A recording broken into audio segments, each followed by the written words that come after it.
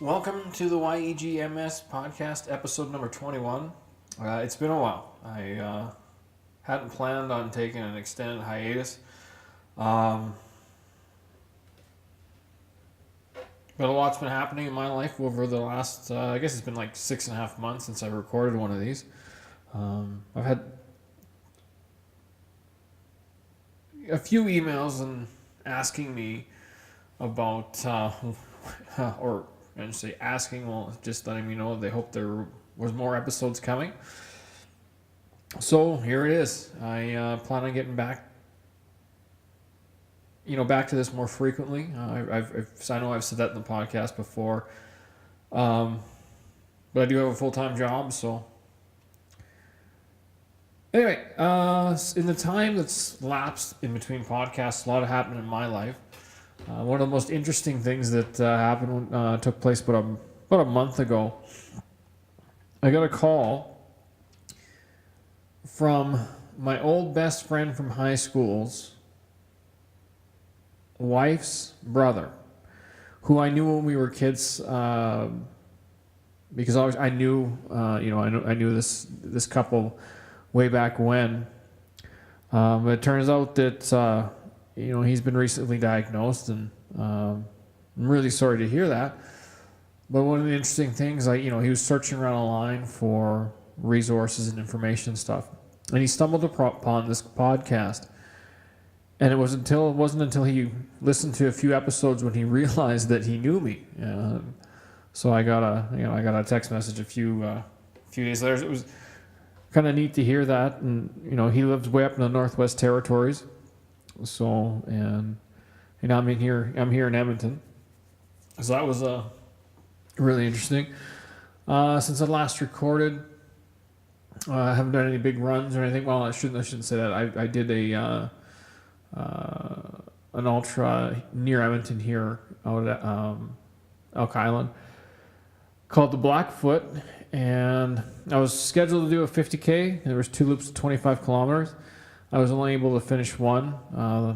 That I've been dealing with on and off some plantar fasciitis in my right foot, and it's it kind of flares up again. It kind of flared up again, so I've had to take some time off from running. And I've been replacing it with I've been doing some circuit training with weights and medicine balls. Really working on functional movement and functional strength. It hasn't replaced running. I really do miss heading out for longer runs, but from everything I've read about the problem with my right foot, I really just got to give it time, and the amount of kilometers I put on myself over the last couple of years, I think finally took its toll. But funny for story, because I've been doing this the circuit training up at the service center in St. Albert, and there's a track on the 3rd level, and it's a full-size track, and then it opens up so you can see down 2 floors, and on the first floor they've got 2 indoor field houses for indoor soccer, and then they've got about 3 basketball courts all lined up side by side that you look down about when you're running. And then on the edges of the track, there's places where you can grab some barbells and kettlebells and medicine balls and that sort of thing.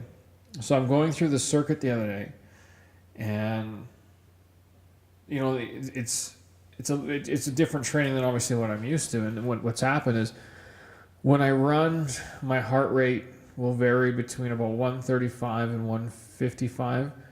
155, maybe even approaching 160 if it's a steep hill. But most of the time it sits probably in the 140, 150 range, depending on the terrain and just how I'm feeling that day. But the circuit training really gets my heart up, and it really like in the 165 to 180 range, which I'm not used to. So the first day I was doing the program, it just so happened in one of the little areas next to me,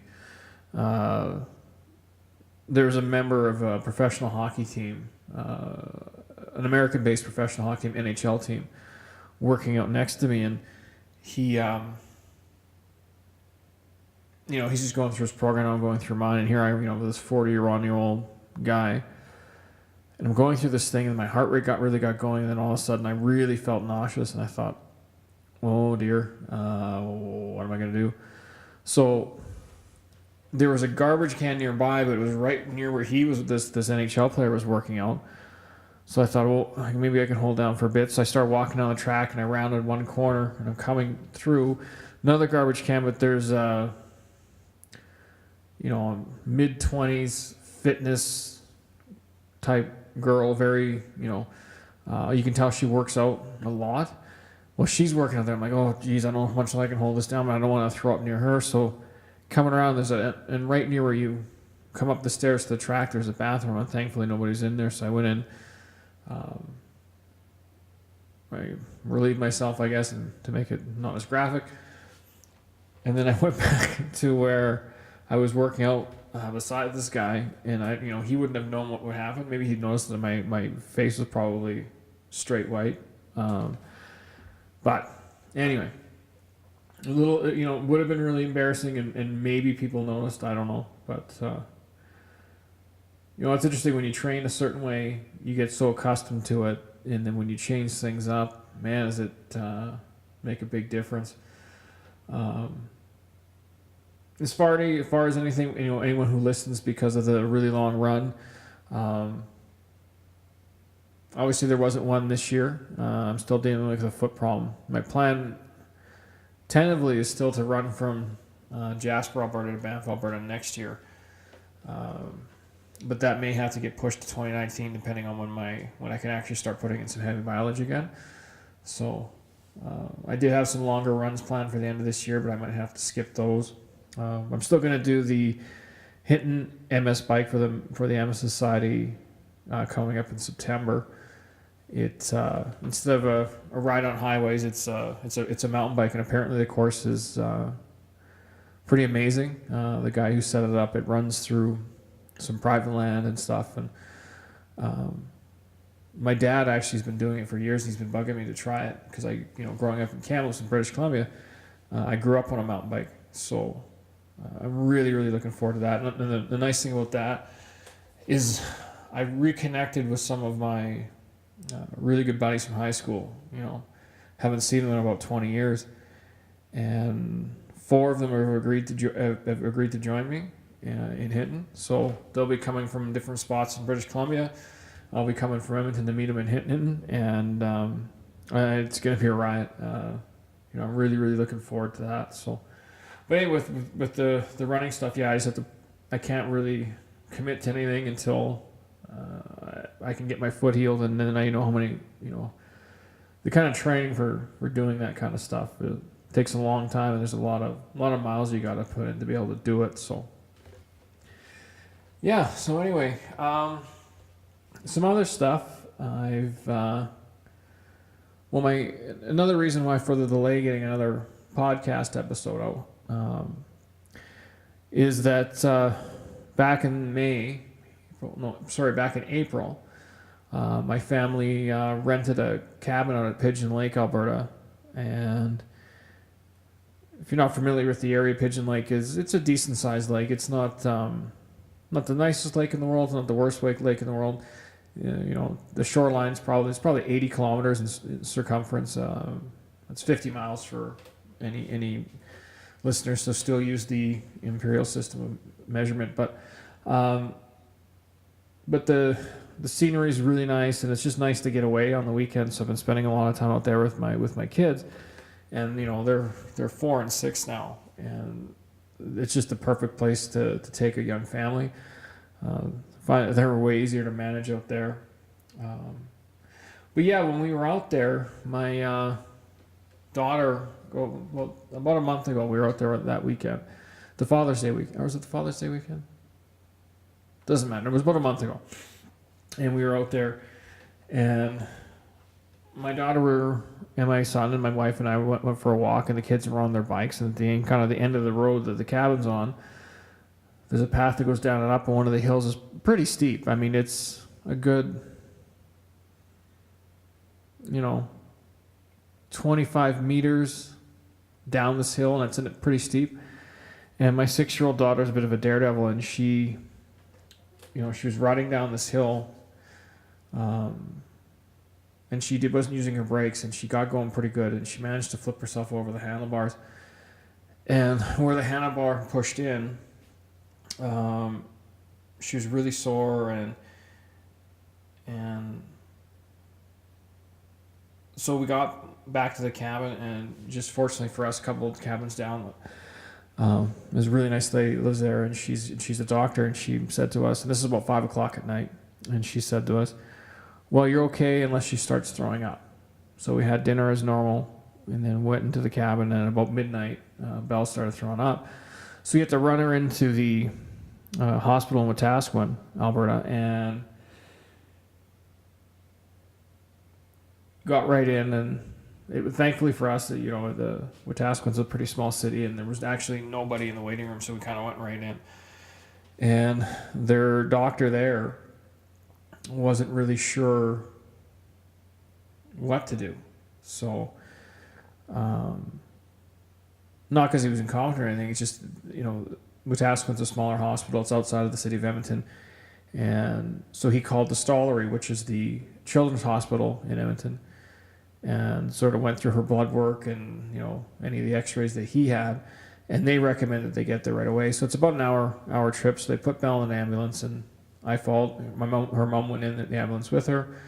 We left my son at the cabin with the grandparents. And so then this is, 2-3 in the morning. We go into the Stollery.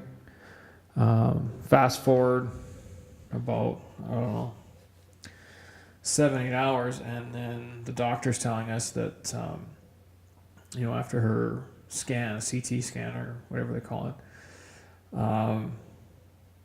the initial findings were that part of her pancreas would have to be removed, and in order to do it, they'd have to take her spleen as well. So her mom and I were just devastated.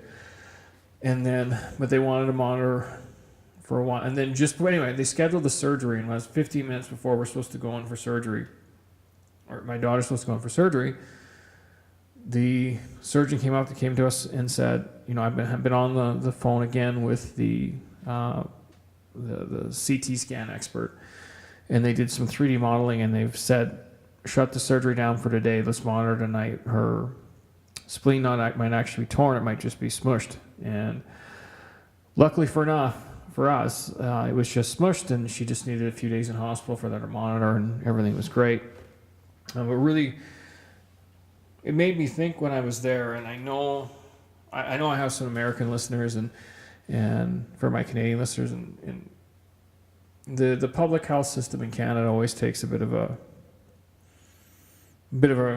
sort of a bum rap, and I know it's not always the experience. I can't say that it's experience for all the MSers that I've spoken to in Canada, but the level of care we received at the Stollery here in Edmonton and the Wetaskiwin Hospital was exemplary for my daughter.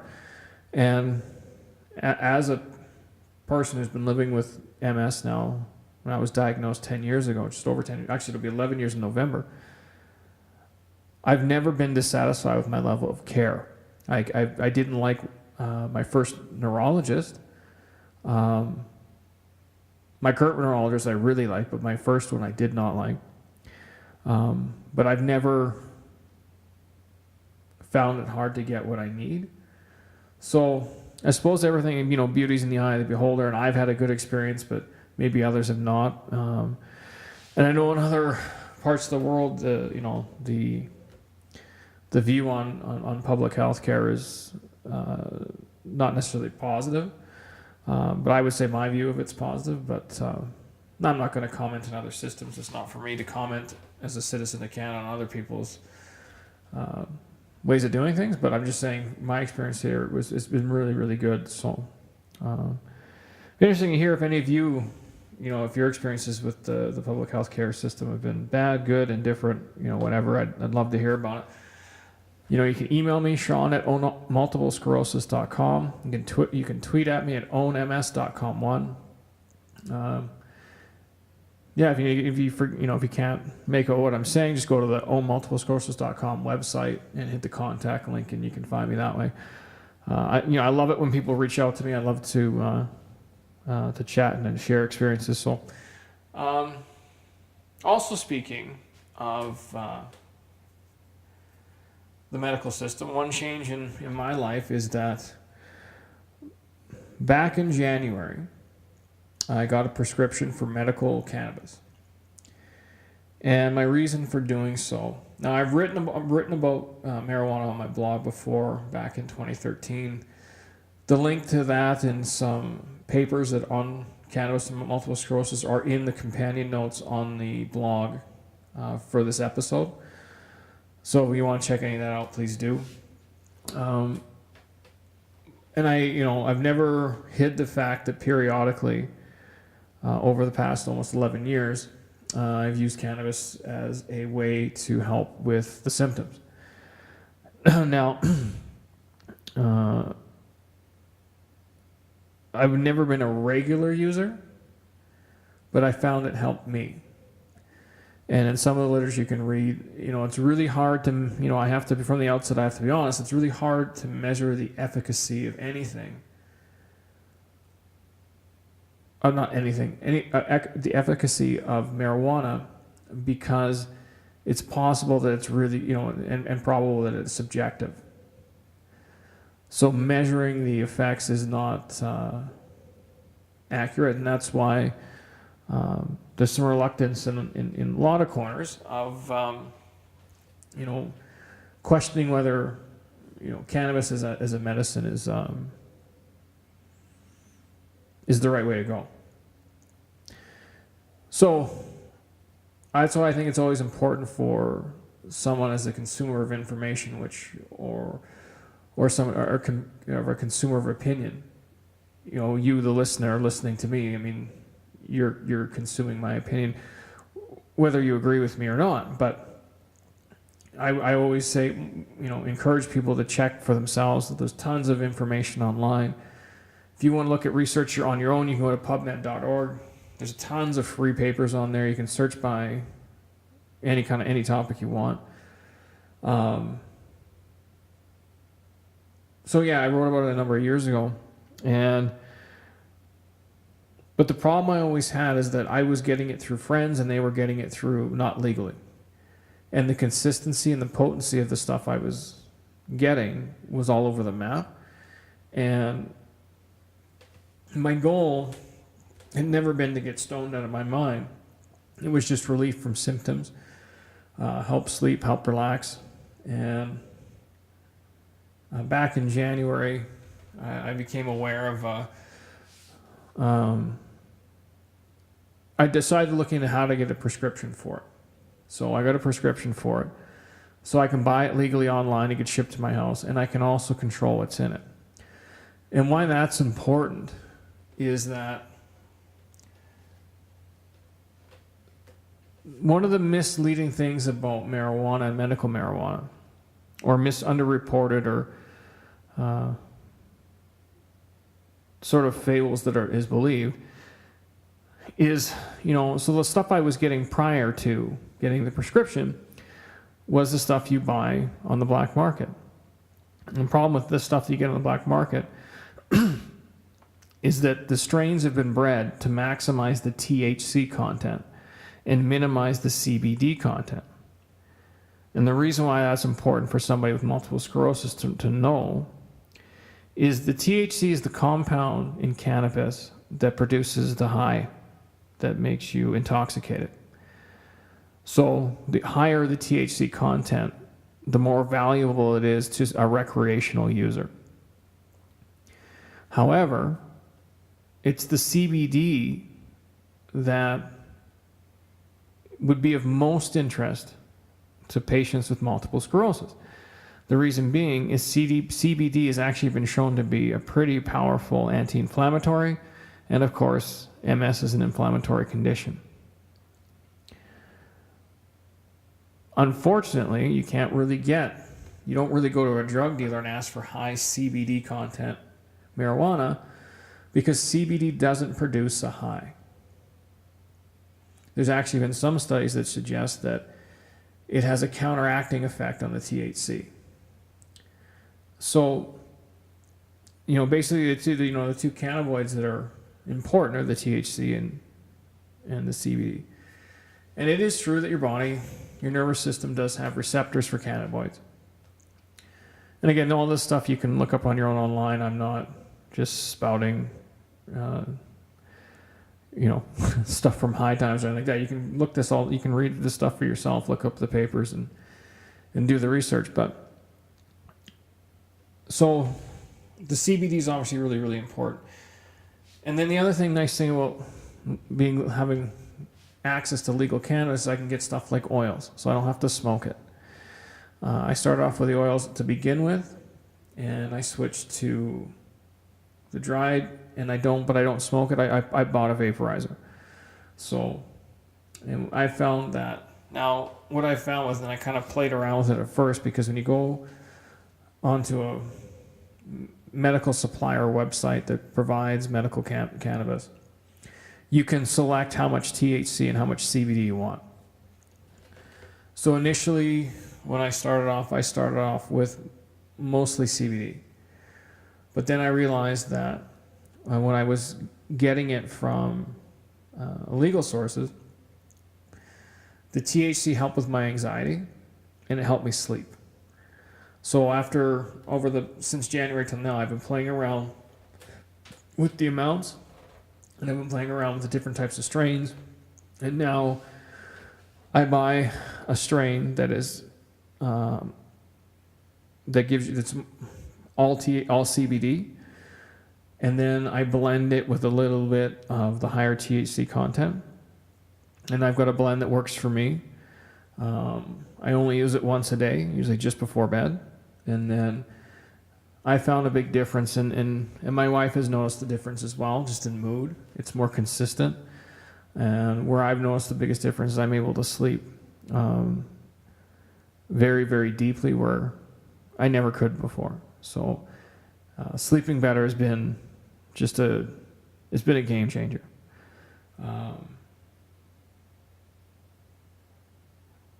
So really, one of the other problems with medical cannabis is the stigma. And I can tell you, it bothered me to get the prescription.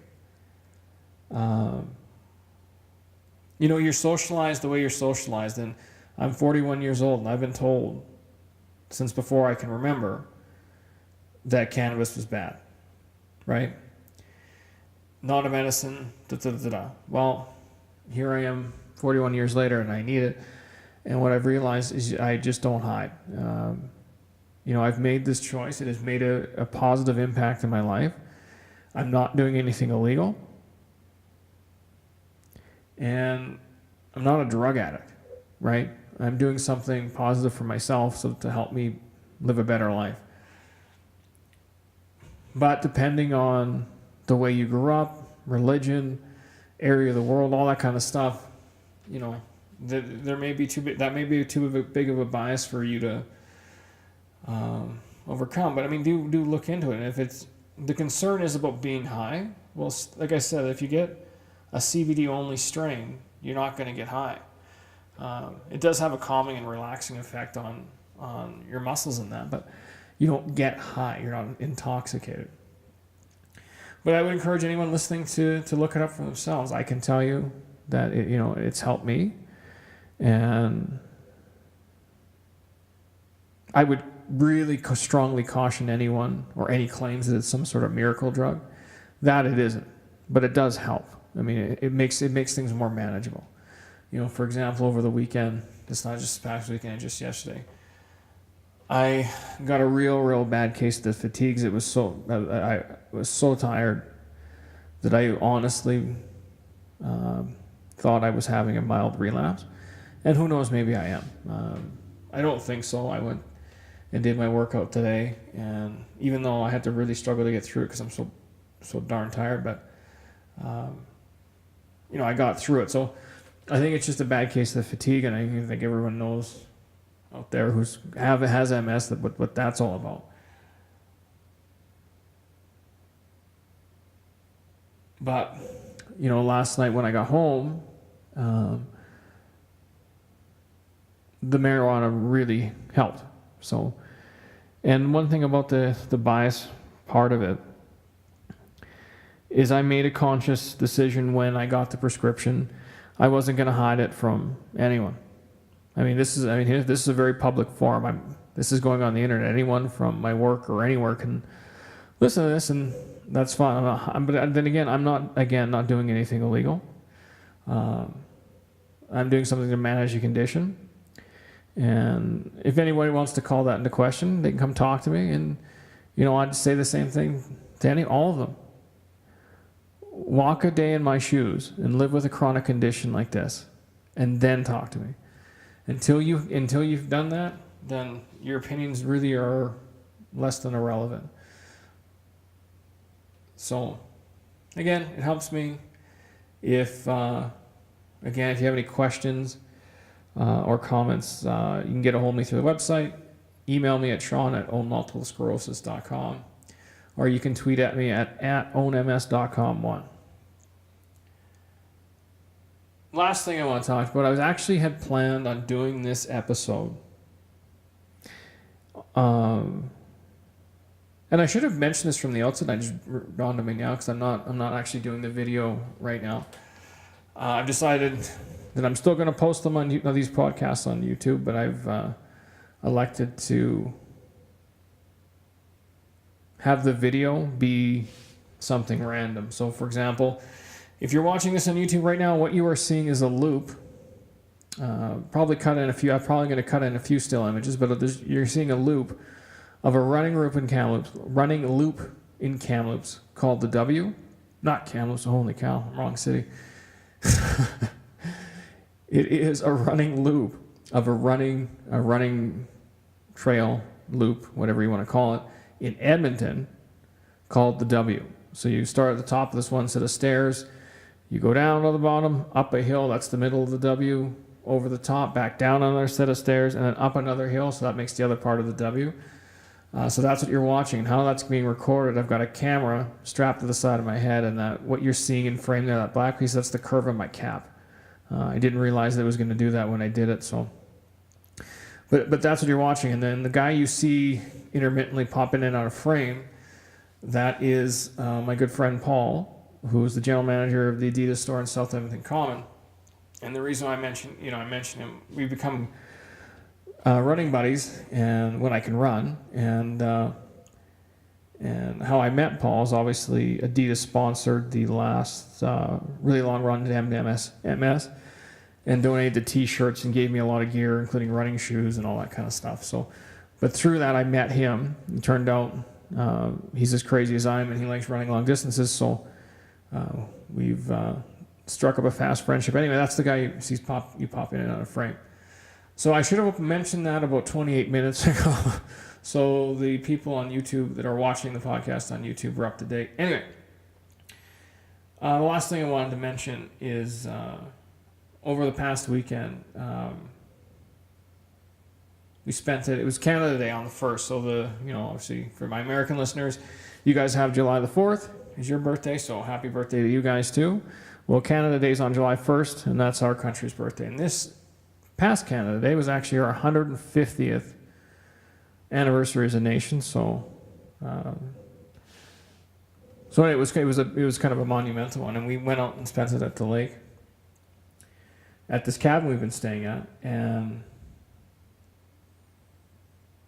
it was phenomenal. So when we sat on the lake, and like I said, it's about an 80 kilometer circumference. I obviously can't see the whole way around the lake from the beach, and it's about 10 kilometers across. So maybe 7 miles across and 50 miles around. For any American listeners or anyone unfamiliar with metric. So, and it's quite a nice lake. But it's in a prairie, so there's no mountains or anything in the background. You just see the trees kind of rise up on each side. And because we're in the northern part, we're midway up in Alberta, it stays it stays light right now at night. You can still see fairly well at 11 p.m. It doesn't get really, really dark until almost midnight, or even just past midnight. So, just like the 4th of July, we have a lot of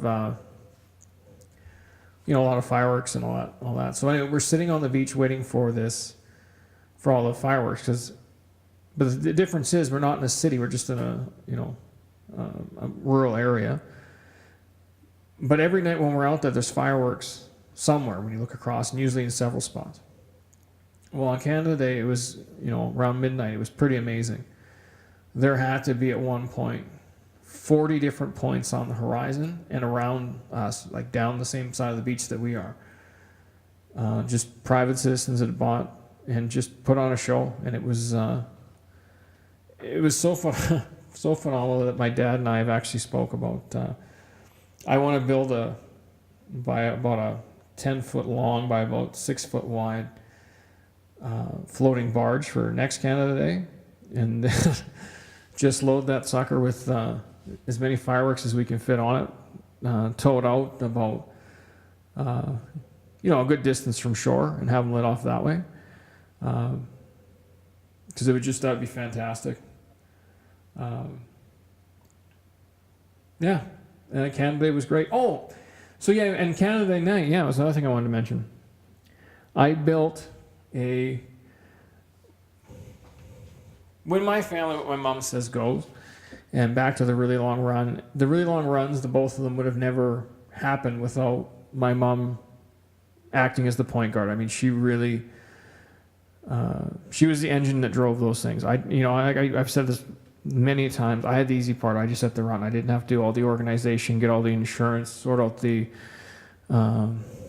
rest stops, and organize the volunteers. And I mean, she really pulled it together, right? So she came down to the beach around 3, and she said, "Sean, can you hook up that Bluetooth speaker?" And she's like, "I want some music, but the only music that I want to hear is stuff that was by Canadians." So my sister, who's 18 months older than I am, she was sitting there, and some family friends, and they just started throwing out suggestions for this Canadian playlist. And anyway, we ended up with about 80 songs. It's a 5-hour playlist, but that's good, because by the time we sort of compiled it, it was around 5-ish. So it took us well into the night. So anyway, in the companion notes to the podcast, I've put in the playlist that we've discovered, or that's not that we discovered, but that we came up with. And this is just random people drinking wine, sitting on the beach, throwing out songs. It kind of runs right through the musical gamut: country, rap, classic rock, oldies. I mean, but they're all Canadian artists. In one case, like for one example, I remember is, some of these things get an asterisk where, for instance, Big Rec, I know the whole. I'm pretty sure the lead singer Big Rec's from Boston, but his entire band's from Canada, so they get a pass.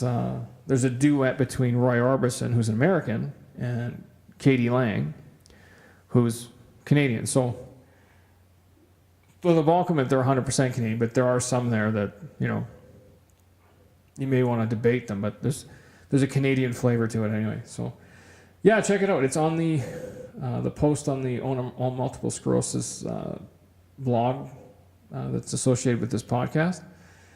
And that's the podcast for episode number 21.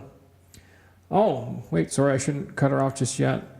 If you have any suggestions to add to that Canadian playlist, please send them to me. I'd love to add it, because we were just finding stuff was coming out, that's why it took a while, because then we just think, oh, what about this or what about that? So if you have any suggestions that aren't on there, please send them through. Anyway, that's the podcast for episode 21. Really thank you for listening. If you are listening to this on SoundCloud, please give it a like or subscribe. Same thing with if you're watching this on YouTube. If you give it a like and a subscribe, that would be greatly appreciated. I will be back soon. And by soon, I mean sooner than the last gap. I can't make any guarantees. It's the summer. I've got kids. We're busy. But I am going to make an honest effort to pump out more of these on a more frequent basis. So anyway, until next time, take care.